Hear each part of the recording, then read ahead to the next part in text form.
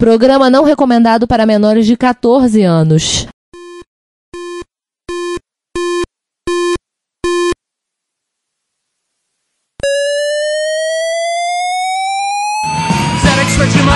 Dragon Vic and R1, Commodore 64, Amsterdam and Acorn Electron, cheaper BBC Micro.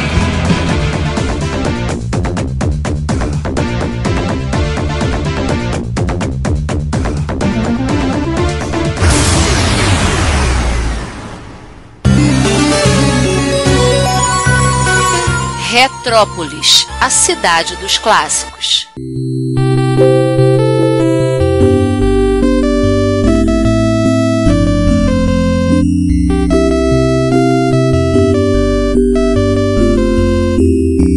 Bom dia, boa tarde, boa noite, sejam todos bem-vindos ao episódio número 161 do podcast Retrópolis, qual nós vamos ser transgressores e quebrar regras. As regras são nossas e a gente quebra quando quiser. Vamos quebrar tudo. Isso, vamos falar de BBB. Aham, Cláudia, senta lá. Isso, uma empresa B, um computador, o B-Box, e um sistema operacional, o BOS. Nós estamos quebrando regras porque essa, apesar de ser uma máquina clássica, rara, não PC, não Mac, não mainstream, ou seja, o tipo de máquina que a gente gosta, ela veio a aparecer um pouco menos de 2 meses depois do nosso ponto de corte, do nosso último ponto de corte, que é o Windows 95. Então, estamos quebrando nossas próprias regras porque queremos, nos processem, lidem com isso. E esse episódio não vai pertencer a mim, Juan Carlos Castro, nem ao... Olá, gente, eu sou João Cláudio Fidelis e eu não sei o que vou falar. Não sou capaz de opinar. Mas esse episódio não é nenhum de nós dois, é de... Pode ser meu. Eu diria que é um episódio pro Ricardo. Ele deve gostar de BIOS. Ele tá ocupado assistindo o BBB. Isso. BBB acabar, ele entra. Quando acabar a prova do líder, ele volta aqui pra gravação. Então vamos seguindo aí, gente. Esse é o episódio sobre a BI. O que mais que eu posso falar, né? Como o Juan já lembrou, ele é o grande último computador não PC. Tipo, era normal, era convencional você criar arquiteturas de hardware. Foi comum. Até o momento que todo mundo convergiu para a arquitetura do PC velho que a gente tem hoje. E esse cara aqui, por incrível que pareça, é o último do, digamos assim, computador, arquitetura de não PC e obviamente comercial. Então vamos... Tem que ser comercial, não em kit. Não kit, não uma coisa... O pessoal fala, mas e o Rapspare? Rapspare é kit, é educacional. E ele é parcialmente compatível com uma arquitetura que já existia antes, que é a arquitetura do Acorn. Exatamente. Então assim, nem ele é tecnicamente assim tão original. Então vamos começar o episódio, porque no meio do caminho havia uma maçã, né, Juan? Ah, sim. E este episódio tem em comum com o episódio 156, que é sobre a Next e o Next Step, que ele começa também com uma defenestração na Apple. Na verdade, 2, né? 2. Vamos falar do Jean-Louis Gasset. E ele é um executivo que veio da HP. Ele começou a trabalhar na Apple lá em 81. Ele foi o diretor de operações para a Europa da Apple. Ele é francês, tá? Ele nasceu de Paris. Em 85, ele ficou sabendo dos planos do João Santo Cristo. Decidiu que com o João ele ia acabar. Do Steve Jobs de expulsar o John Sculley. Ele, óbvio, gente, tá rolando uma coisa aqui meio sinistra. Ele formou o conselho de administração e o resultado disso foi que o Sculley e o conselho de administração decidiram: Jobs, vai embora. E o Jobs acabou indo embora. Curiosamente, como brinde, ele assumiu aquela que era a antiga posição do Jobs, que era na equipe de desenvolvimento do Macintosh. Já por meio da década de 80, o Gasset começou um projeto que na Apple veio se tornar, já no final da década de 80, começo da década de 90, o Newton Message Pad, que era aquele PDA, que alguns poderiam falar até que o avô do iPhone, o avô do iPad, né, e coisas assim. E, gente, vocês sabem por que é o nome de Newton? Por causa da maçã? Isso aí, é homenagem ao Isaac Newton, físico do século XVII. Que não é matemático? Também, ambos. Naturalista, físico, o cara jogava nas 11. Alquimista, personagem de anime, o que mais? Filósofo, personagem de anime, personagem de jogo, acho que tá em algum Assassin's Creed, se eu não me engano é o 3. Influencer. E... influencer? Ele seria. Enfim, e reza a lenda que ele fez aquela famosa lei que algumas pessoas tentaram revogar. Dizem que até tem um presidente dos Estados Unidos que está tentando revogar ela nesse exato momento, mas ninguém consegue, que ele teve essa ideia pra fazer essa lei, que é a lei da gravidade, quando uma maçã caiu na cabeça dele. Por isso, maçã, Newton. Newton, Apple e voltamos para Apple. Exatamente. Em 88, o HC ele se tornou. Nossa, esse nome de carga é muito grande, eu nem sei se eu traduzir corretamente. Ele se tornou o chefe mundial de desenvolvimento avançado de produtos e marketing. Eu não entendi o que ele falou. Ah, que cargo pomposo, hein? Cara, o cargo devia ter uma sala só pra ele, uma secretária só pro cargo. Ele devia ter mesmo. E nessa mesma época, assim, a galera já tava começando a apostar que ele ia assumir o lugar do Scully. Em 89, o pessoal da Clary estava com uma ideia de fazer mais uma linha de Apple, de Macintosh, no caso, uma linha de Macintosh de baixo custo, mais baixo custo que o Performa, e ele abortou, que seria o projeto Drama, ele abortou o projeto porque a alegação dele é óbvia, né? Deu drama. Além de ter 3 linhas do mesmo computador da empresa, ele assumiu assim, ó, o cara que é cliente da Apple está disposto a pagar o preço da Apple, ponto final. E além disso, o nome é baseado num disco muito ruim do Yes. Peraí, qual era o disco do Yes? Drama. Pô, sem a voz do John Anderson não é Yes. É, verdade. É No. Sem o John Anderson fica difícil. É, mas como esse não é um podcast de rock progressivo... Oi, Ricardo. Eu falei que ia chegar, o BBB acabou mais cedo e agora ele vem pro episódio de BBB? Isso. Que BBB? Não me ofenda. Eu vou ver BBB, porra. Isso é ofensivo. Ricardo, quem foi pro paredão? Provavelmente você por fazer essa pergunta. Oh, meu Deus. Eu gostaria de poder mandar muita gente pro paredão em nome da revolução. Na verdade, eu vou contar um segredo. Quem acabou indo pro paredão foi o próprio Jean-Louis Gasset, né? Que em 1º de outubro de 1990, o John Scully resolveu expulsar, não mandou embora, ele mandou expulsar o Gasset da Apple. Simplesmente virou um bode expiatório. Tipo, a empresa não tá vendendo, a empresa tá prejuízo, a culpa é sua. Tchau. Foi ele o culpado. A Apple nos anos 80 só tinha gente boa, hein? Você pensando que o Jobs era o único mau elemento, o Joe Scully também, hein? Tem que lembrar o seguinte, o Gasset era o cara que tava virando candidato entre o pessoal da Apple para tomar o lugar do Scully. Ele apenas seguia aquele livrinho muito legal chamado Príncipe e seguia a regra lá. Pô. Tchau. Ah, escrito por aquele tal de Maquiavel? É. Ah, tá. Aquele Macintosh, Maquiavel. Kill it! Maquiavel. Eu gosto da edição que eu lia, tem comentários de Napoleão Bonaparte. É sério, deixa o livro muito mais divertido. Eu tenho uma edição que tem cartas que ele escreveu pra família e é muito divertido. O Maquiavel, além de ser maquiavélico, ele é um piadista. Mas esse seu podcast não é sobre o Napoleão, é sobre outro francês com ambição desmedida, né? Isso. Uma vez ele defenestrado da Apple, o Gasset fundou uma nova empresa. Tem um problema. Como é que os caras defenestravam na Apple se não tinha janela lá? Ah, meu Deus do céu. Pra ficar melhor em inglês, né? É igual o Ozymandias defenestrou o comediante, né? Só se for. É, isso aí. A Apple não tem janela, não? Claro que não tem Windows. Não tem Windows na Apple. Não tem Windows. Ah, é proibido ter janela.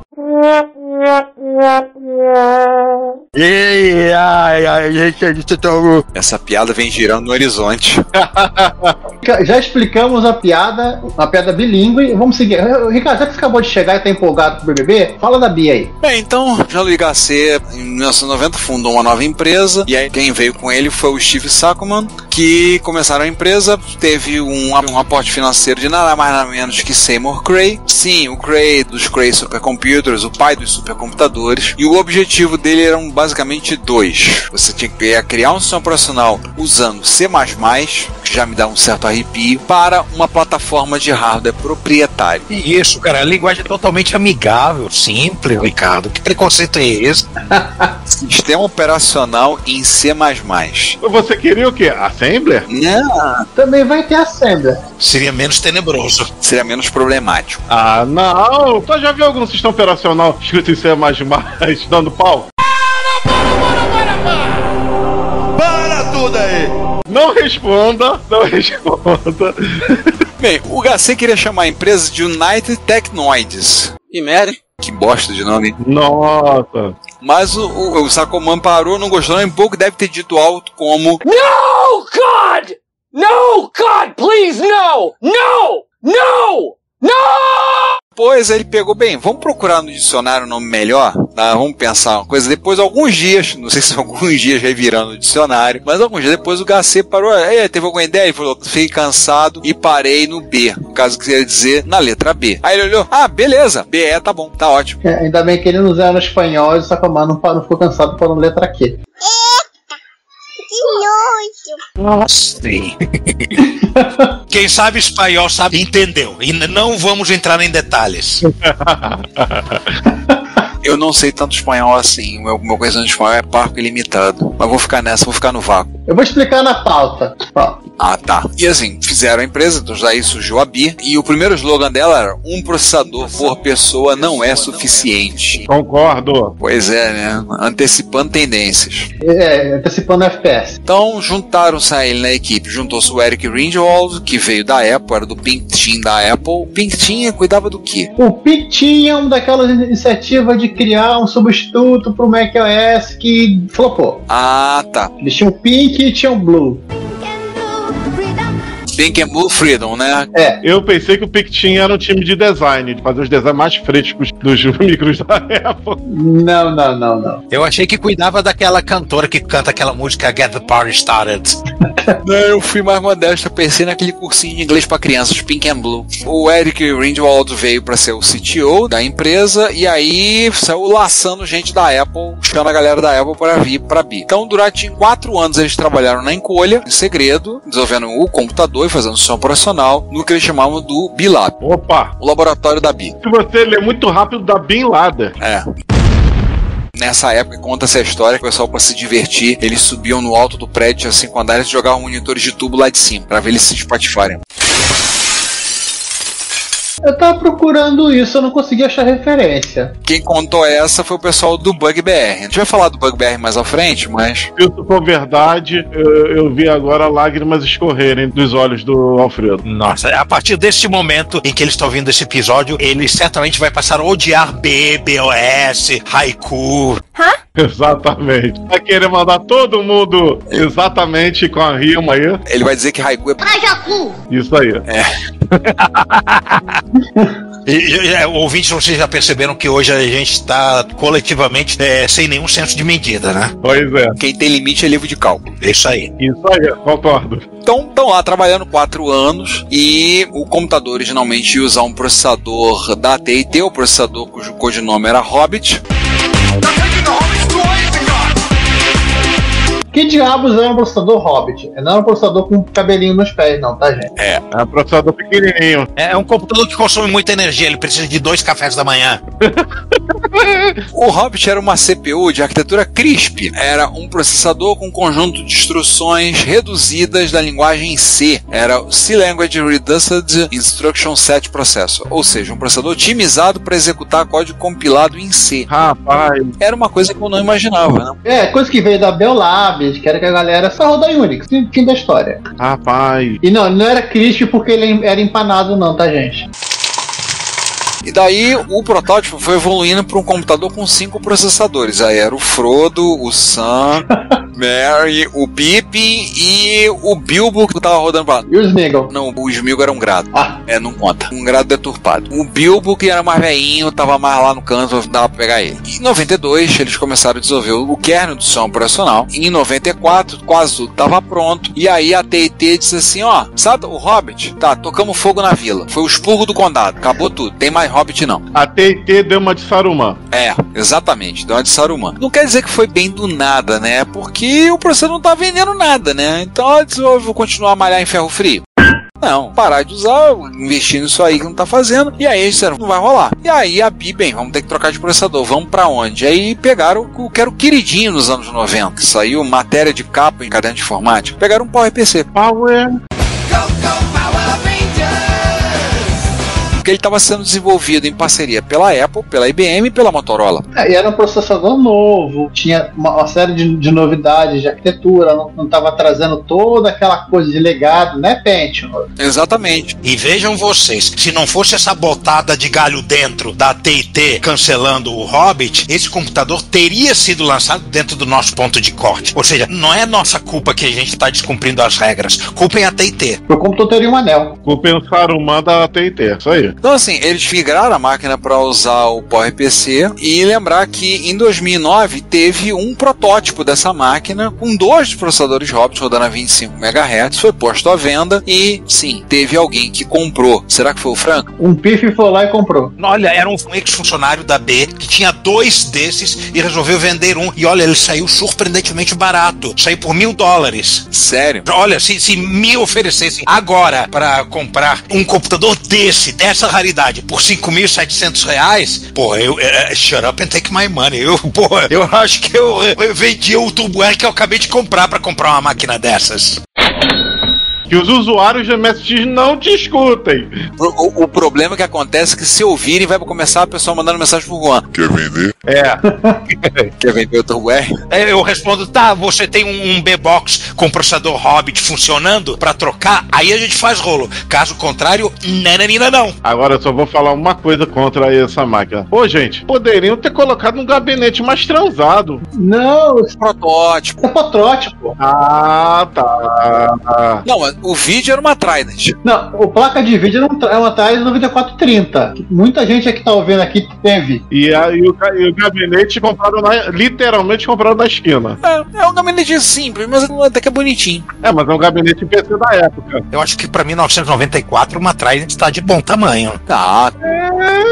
Não. Ai! Uma curiosidade que o versão do profissional que tava rodando, ele não tinha o logo da empresa ainda, ele tinha o símbolo de um time de... Como é que a gente fala? Ele fala aqui? É de hockey? É, um time de hockey local. Seria o equivalente até tipo o escudo do Flamengo, do Botafogo, do Vasco.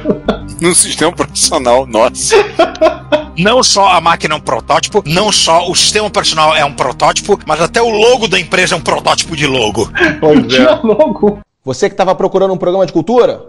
Encontrou, porra? Se, a respeito deste episódio, você quiser enviar um comentário, um elogio, uma crítica construtiva ou uma correção, porque afinal a gente erra também, seja ela no nosso site ou no canal do YouTube, ou ainda você quiser nos enviar um e-mail, não hesite, faça. Você pode falar conosco através do Twitter, nosso perfil é o @Retrópolis, nos comentários desse episódio, desse post, vocês estão vendo agora, do retrópolis.net.br ou no Retrópolis com acento no o.com, nos comentários do nosso canal do YouTube no Retrópolis, no nosso e-mail, o contato @retrópolis.net.br e vários outros locais. Nunca se esqueça do que nós sempre dizemos. O seu comentário é o nosso salário. Muito obrigado pelo seu tempo e pela sua audição.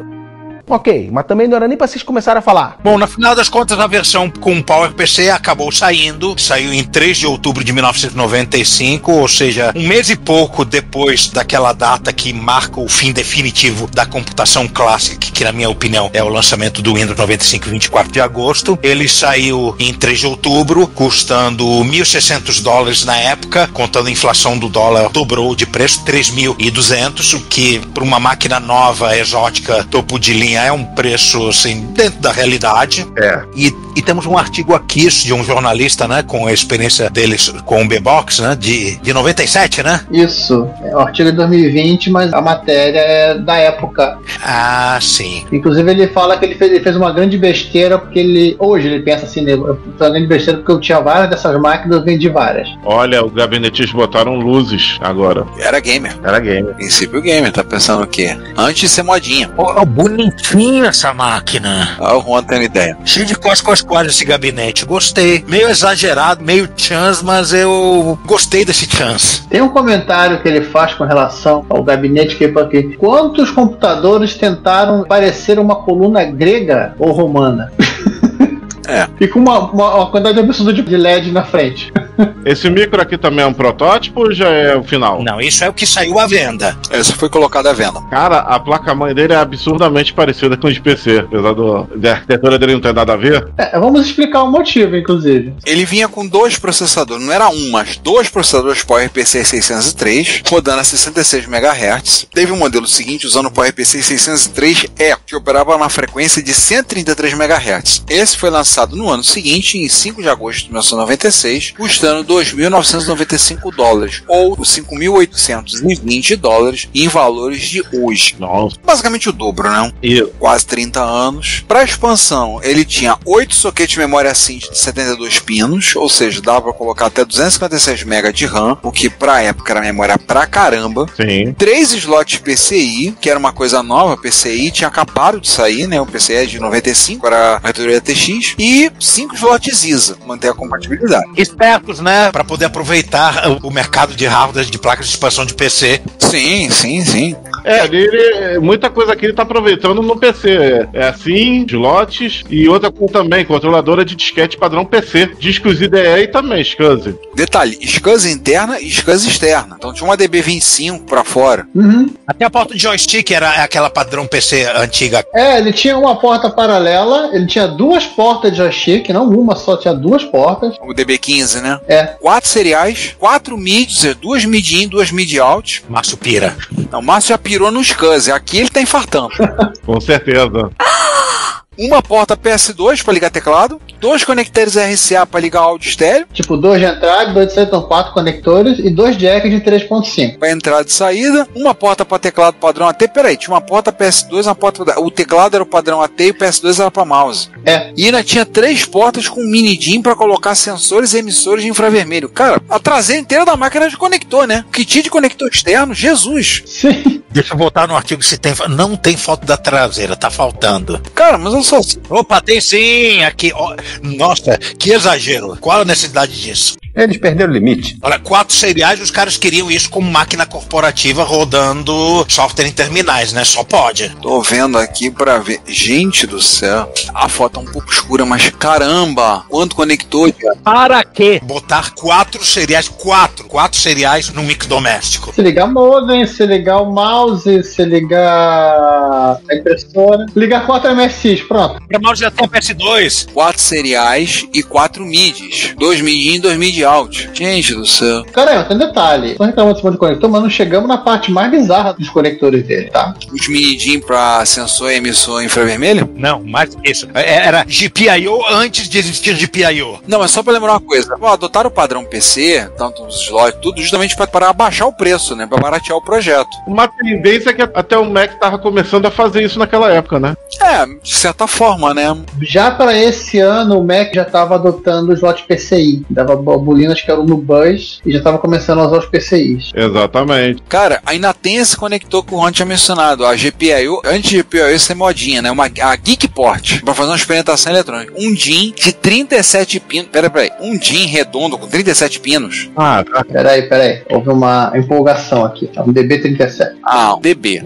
Bom. Um conector DB de 37 pinos, gente, essa é uma taturana, né? Grande pra caraca esse treco. Você ver se consigo identificar. Eu acho. É o grandão. É embaixo das 4 seriais, não é isso? Aproveita e abre a janela porque tá calor, tá? 37 pinos, tenho quase certeza que é isso mesmo. Já não estamos mais falando de Apple, estamos falando de B. O Windows não é proibido, né? É embaixo das 4 seriais, aquele conectorzão ali. Pode ver que tem um DB9 no lado e um DB15 no outro e é quase a mesma largura. Ele é mais comprido que os DB25 de impressora aqui lá pro lado esquerdo, que estão na vertical. Isso aí. Sim. O que vinha então nesse 37 pinos? 2 portas digitais de 8 bits bidirecionais, 4 portas analógico digital ligados em um conversor de 12 bits, 4 portas digital analógico ligado em um conversor de 8 bits e com aterramento para os pinos. Mas ainda tinha mais 11 pinos usados para alimentação, entregando mais 5 volts, mais 12, menos 12. Ó, dava para alimentar e ligar um MSX nela, tá? Dava.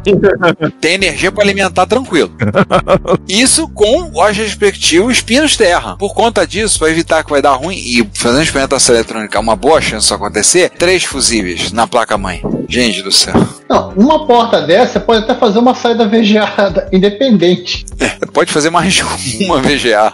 Agora você imagina, essa montanha de conectores, essa loucura atrás, num gabinete mini torre azul cobalto, aquela coisa parecendo, como já mencionamos, uma coluna romana, e o mais importante, as blink lights. Isso. E o que são as blink lights? Cara, são 16 conjuntos de LEDs bicolores, verde e laranja.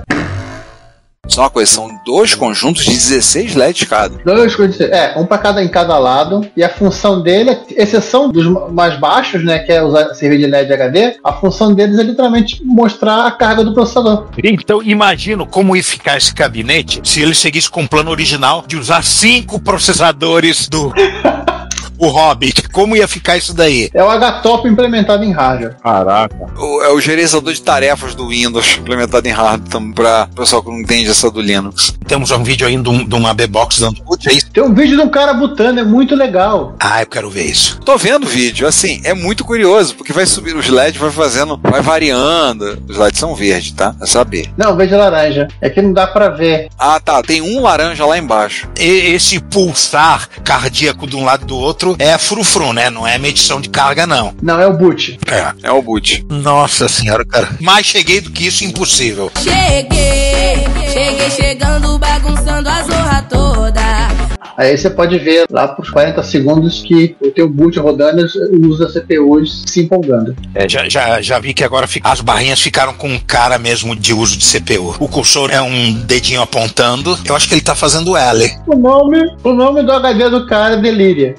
Segundo a BI, o B-Box era o primeiro sistema a tempo real de verdade, portátil, orientado a objetos que inclui vários processadores PowerPC, multitarefa preemptiva real, banco de dados integrado, entrada e saída rápida, uma ampla gama de opções de expansão, tudo a um preço extremamente agressivo que está bem abaixo do preço de qualquer oferta dos concorrentes. Pelo menos o pessoal que escreveu isso aí, o pessoal da publicidade caprichou. Pois é. Jonas Garcia está dizendo o seguinte: o usuário, a pessoa ter uma B-Box, não é um computador para todo mundo. E antes de usar, tem que ter alguma aptidão em C++. Por quê? Tem que programar o sistema? Eu acho que sim, acho que era a ideia dele, todo mundo programando. Caramba. Não botamos 2 processadores na máquina pra você ficar jogando paciência. Não é pra rodar aquele teste benchmark da chaleira, porque eles sempre botavam. Pois é. Desse vídeo aqui tá batendo 6 frames por segundo, mas tinha uns vídeos de máquina em rádios mais novos que o bicho batia 200 FPS. Tá vendo? Tá vendo? É por isso que o cara não gosta de cinema, que tem muito pouco FPS. Pelo amor de Deus, ele é muito burro! Isso, o 200 FPS devia ser porque tinha o quê? 32 LEDs na máquina. Pô, muito interessante ele rodando aqui, o vídeo dele rodando. Convenhamos, a máquina é bonita, né? É uma máquina bonita. Além do sistema operacional do BIOS, que foi feito especialmente para rodar na B-Box, teve porte de Linux para ela, que era o BiLinux, que esse porte foi feito pela Craftworks Solutions, em parceria com a BI, e também, é claro, que roda NetBSD. Portaram o NetBSD para ele. Claro, né? Se existe X, NetBSD roda em X, para todo X. Pois é. Aliás, tem atualização, tá? Eu me dei o trabalho de olhar, o status atualmente é um porte experimental, mas a versão 10.1, que é a mais recente, a estável, a princípio estável, tem para rodar numa B-Box. Então, se você é um afortunado de ter uma B-Box, ou a de 66 ou a de 133 MHz, você pode rodar NetBSD nela. E se você não for afortunado, você ainda pode rodar pelo MAME, que ele emula. Uau mesmo. Peraí, você vai botar no MAME para emular uma B-Box para rodar o NetBSD? Também. Quem vai me impedir? Pois é, né? É uma coisa meio doida, né? O cara vai carregar, assim, eu tô aqui pensando aqui. Inception, we need to go deeper. Então, assim, dá pra você fazer isso, tá vendo, gente? E aí, dentro desse NetBSD, a gente roda um DOSBox. E dentro do DOSBox, a gente roda um emulador de MSX, de CPM. Isso. Você roda o módulo de MSX, dentro do módulo de MSX, você roda aquele de 31. Pronto. Isso! Perfeito. Tô falando, a gente tá completamente sem senso de medida nesse episódio, nossa senhora. Quem tem medida é régua, né? As B-Box não duraram muito no mercado. Elas foram continuadas em janeiro de 97, ou seja, menos de 2 anos. Venderam apenas 1.800 unidades, 1.000 unidades com processador de 116 MHz e 800 com um de 110 MHz. Ou seja, hoje em dia, achar uma dessa para comprar, velho, prepara o bolso, que vai ser caro. Vai custar os olhos da cara e o outro. Meu Deus. Quem tem uma dessas é o Kevin Savage, que ele recebeu uma B-Box para fazer uma resenha na época que ele era jornalista, e obviamente ninguém nunca mais foi buscar a máquina, então ele guarda no sótão dele. Ninguém da BI veio reclamar, pedir a máquina de volta. Mas não ela, né? Tá no sótão. Se bem que a gente já reparou que ele também tinha coleção de teclados e impressoras que ele fazia resenha. Aí ninguém ia buscar mesmo. Ele literalmente doava para as escolas da cidade que ele morava. Um bom uso. Muito justo. Mas pelo visto o Billy ficou com ele, né? Ah. Tá lá no sótão dele. No sótão secreto. Se eu tivesse recebido, acho que eu ia entregar. Nem a pau, Juvenal. Nem a pau. Você deixa de ser fiel e monogâmico no mesmo instante, né? Dava um jeito de montar aqui, dava meus pulinhos. Pula essa porra. Vamos puxar um quadro aqui. Nosso site e podcast são gratuitos, o que significa que você gasta nada para visitar o nosso site, assistir o que temos no nosso canal do YouTube, ouvir nossos episódios, nada. Mas isso não significa que não tenha custos, pelo contrário. Nós da equipe investimos tempo, conhecimento e dinheiro nossos para entregar a vocês o melhor conteúdo que pudermos proporcionar. E nós não pretendemos poluir nosso site com anúncios, ainda mais em tempos onde bloqueadores de anúncios são fatos da vida da internet hoje em dia. Então, pedimos a vocês que colaborem conosco para o sustento dessa nossa iniciativa cosmopolita. Você pode pagar o IPTU, sim, o Imposto Predial e Territorial Urbano da cidade de São Tramiel de Retrópolis. Mas aqui o tributo é facultativo e o valor é baixo. Logo, pedimos uma contribuição no valor de um cafezinho ou de uma garrafa térmica cheia de café. Na página relacionada no nosso site, você pode encontrar maneiras de você contribuir. Agora, se você doar o valor de alguns cafezinhos, você poderá receber um brinde nosso, um cordão de crachá ou de pendrive, a sua escolha. Se o valor for ainda maior, você ganhará, além da nossa gratidão, uma camiseta. O frete é por nossa conta. Nós temos também QR Code para depósitos via Pix, temos a nossa chave Pix, além de botões para doação pelo PagBank, pelo PayPal, pelo Mercado Pago. Então, contribua pagando o IPTU como um legítimo residente de Retrópolis. Você também pode ir para o link de loja no menu superior do nosso site e adquirir no Mercado Livre ou no Shopee algum dos itens que vendemos: camisas, cordões, adesivos, os itens das nossas campanhas de financiamento coletivo, como os baralhos de amigos e videogames e o livro O MSX2 Revelado. Temos também links de afiliados que estão na lateral direita do site, abaixo das nossas redes sociais. Se você for comprar algo na AliExpress ou na Amazon, acesse o site a partir dos nossos links, que receberemos uma pequena comissão da sua compra. E, por último, se você quiser doar algum item de hardware, aceitamos de bom grado. Sempre temos interesse em incorporar o erário retropolitano, algum microclássico que precisa de carinho e amor para dar alegria a muita gente. Todas as doações, lucro obtido nas vendas, comissões de link de afiliados, tudo é revertido para a Secretaria de Fazenda de Retrópolis para a manutenção da estrutura da nossa cidade, e você estará nos ajudando a manter a Cidade dos Clássicos viva e ativa. Muito obrigado pelo seu apoio. Seu reconhecimento não tem preço. Acabou. Mas, então, infelizmente a parte de hardware da BIM não foi muito à frente, né? Vamos falar da parte de software, falar do BIOS, né? Passamos a falar do sistema, né? Nosso terceiro B. Lembrar que a gente tinha falado que ele foi inicialmente criado para rodar no Hobbit, processador da TIT, portado para o PowerPC, feito pela Motorola, Apple e IBM. Aliás, esse processador Hobbit já é para entrar num episódio de processadores lado E. Porque o lado D já tá cheio, o C já foi publicado e, pô, isso aí já é candidato a entrar num processador de lado E, porque quanto mais a gente reza, mais a assombração aparece. Mas lembrar, gente, antes que alguém fale lado E, tem tanto assim, existem muitas letras no alfabeto. Com o Amibox sendo descontinuado em janeiro de 97, então a gente pensava, bem, vamos focar no sistema operacional. Por essa época, a Apple estava abrindo, tinha liberado o pessoal fazer clone de Macintosh. Ainda tava. Aquela confusão que a Apple estava vivendo nos anos 90, né? Aquele bunda lelê que ela estava fazendo. E aí, a intenção da BI era fornecer o BIOS como alternativa para os clones de Macintosh baseados em PowerPC. Esse era o plano original deles. Porque na época, o macOS 7, acho que até o macOS 8, né? Ou foi só o 7? O 7 e o 8, tecnicamente, também é uma gambiarra. Pois é, já deu o que tinha que dar há muito tempo, né? Já estavam precisando refazer aquele treco, né? Não, tem a citação do Amélio, que ele fala, o macOS envelheceu, mas não foi como vinho. Pô, não tem nem multitarefa preemptiva, era que nem você fazer software para o Windows 2.x, aquele troço. Tem o Windows 3, vou rodar no Windows 3. O Windows 3 era cooperativo? O Windows 3 é cooperativo. Só no de 32 bits no 95 que passou a ser realmente preemptivo. Os clones que tinham de Macintosh, algumas empresas, acho que foram 4 ou 5 empresas, uma delas foi a Motorola. E uma das máquinas que tinham como opção BIOS era os feitos pela Motorola, que era o Star Max. Aliás, eu vi um vídeo antigo do Action Retro, ele com o Star Max mexendo. Essa semana passada, eu acho, eu vi um vídeo antigo dele mexendo com desses clones, que esse, inclusive, da Motorola. Aliás, de passagem, o Chamalcid é entusiasta do BIOS, principalmente do Raico. Por acaso, esse vídeo do Action Retro se chama Tentativas Sucessivamente Desesperadas de Rodar o BIOS num PowerPC? Não, eu vi o vídeo dele do Star Mac, mas ainda rodando no macOS. Eu acho que tem vídeo lá que ele instalou o BIOS num desses clones, mas eu vou ser sincero, não lembro. Eu tô com esse vídeo aberto agora, se chama Tentativas Sucessivamente Desesperadas de Rodar o BIOS no PowerPC. Eu adoro os nomes dos vídeos dele.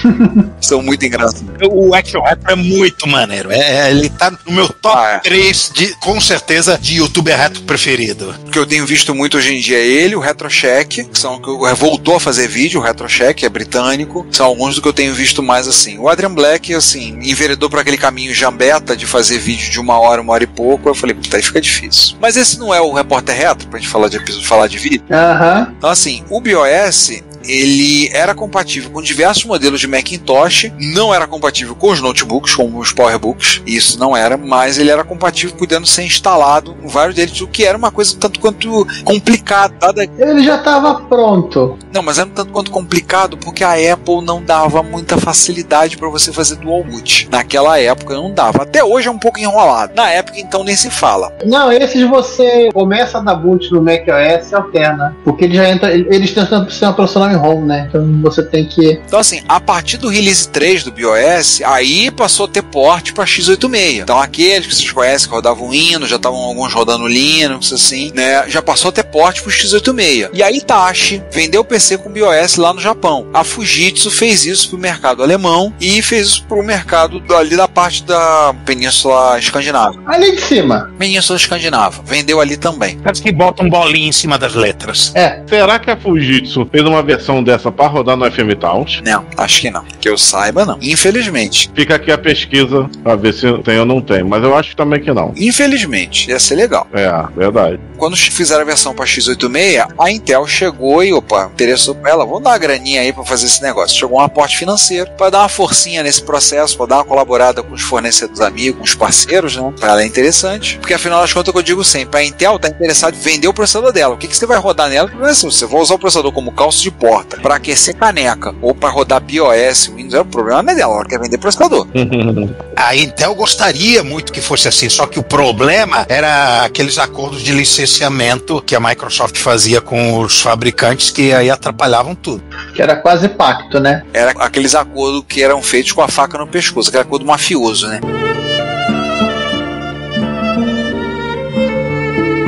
Nessa época, a Microsoft, ela atraiu muito ódio dos micreiros da época, usando um termo da antiga, micreiro. Pois é. Eu adoro esse termo. Somos nós, né? Nós somos micreiros. Nós somos micreiros. Sim.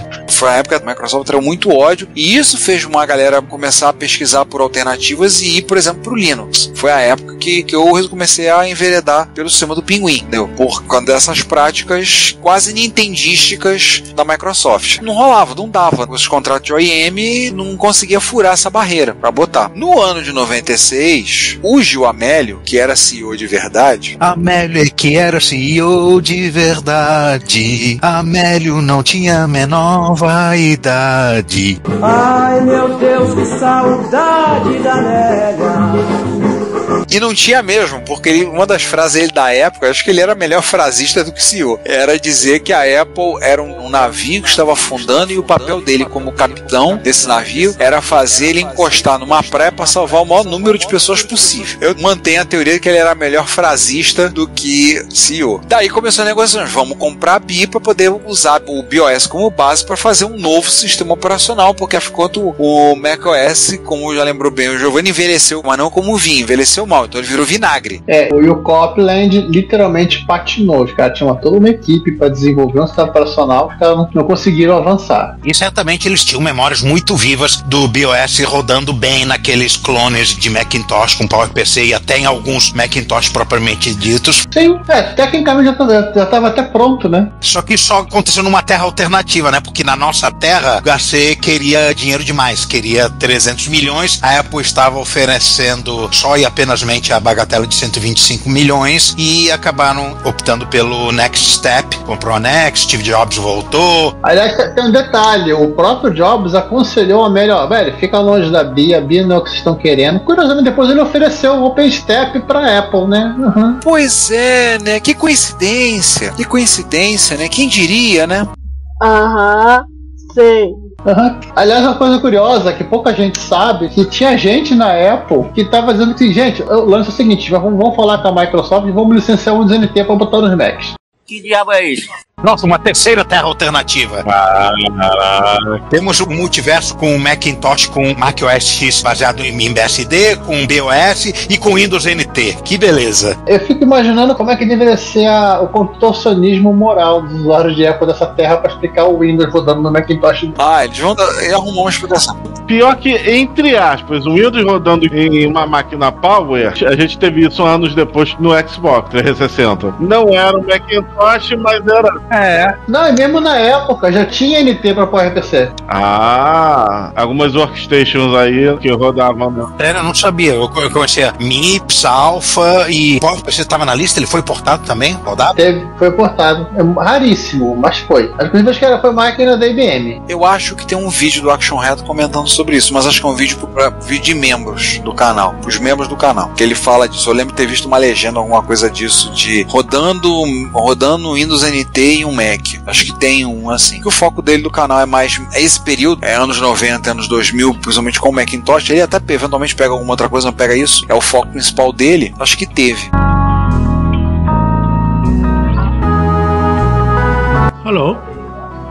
I am seeing Letropolis person, and I am very happy to have this opportunity to talk with him.